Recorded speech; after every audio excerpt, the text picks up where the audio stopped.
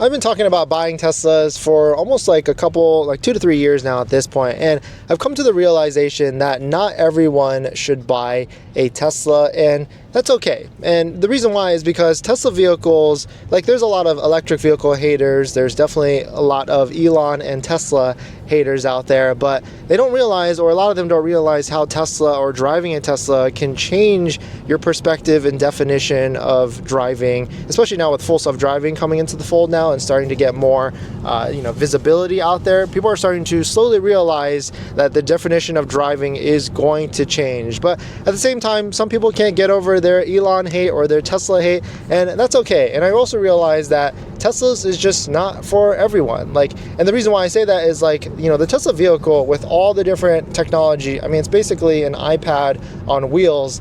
Not everybody needs that or cares about it. We know, if you've bought a Tesla recently or if you've owned a Tesla recently, the technology, it's not, I don't want to say life-changing, but it definitely changes the comfortability and usability of your vehicle in your life. And right now we're on full self-driving route. Right now it's taking us on an hour trip, and I'm just sitting back, relaxing, and letting the vehicle take me to my destination, and I can decompress from all the different micro decisions that a person would have to do, like adjusting the steering wheel or pressing on the brake or acceleration, and the vehicle is doing all of that for me. Maybe even making me a worse driver because I'm forgetting how to drive.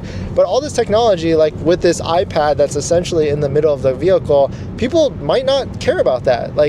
Think about it this way, all of you watching with your friends, who actually uses their iPhone or to their Android to the most 100% capability? I mean, probably that's 10% of people out there. If we think of people on a bell curve, most people, they just use their iPhone to do social media, text messages, and take funny pictures. But then you have people all the way on the right side that take it to the next level, using it with ChatGPT and all these different shortcuts or whichever. And then you have people on this side which barely just use it as a phone and just text messaging. And so not everybody needs the highest advanced technology vehicle. Now, could that change in the future with the youngest generation coming up and they're already so used to all this technology?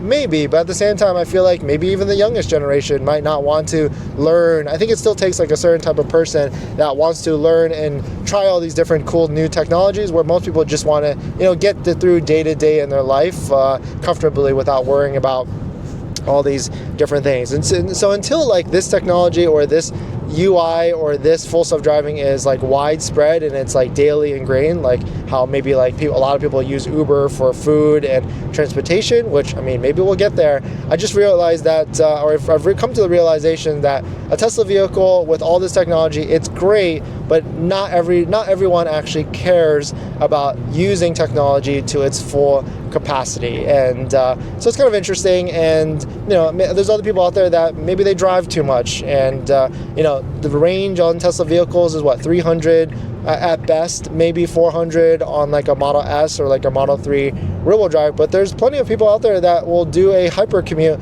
2 hours a day, maybe even 3 hours a day in total. And so if they have to charge at a supercharger every single day, I could see that getting annoying pretty quick. And now if you could blow through all your range and get home with 10%, then yeah, I could see that being a nice commute. But even then, that might still get annoying, because what if you're going to your work and coming back, but then you have to go somewhere else for a little bit, and then that puts you close to 0% of the battery. It's a lot of different things to factor in. So until there's superchargers all over the place, every single parking lot, every single place, because then it's okay, if I go to get some coffee, charge for 5 minutes and go to the next one, and charging has to get a lot faster as well, so that it's almost, doesn't have to be as quick as a gas station, but it also can't be a 15-minute charge.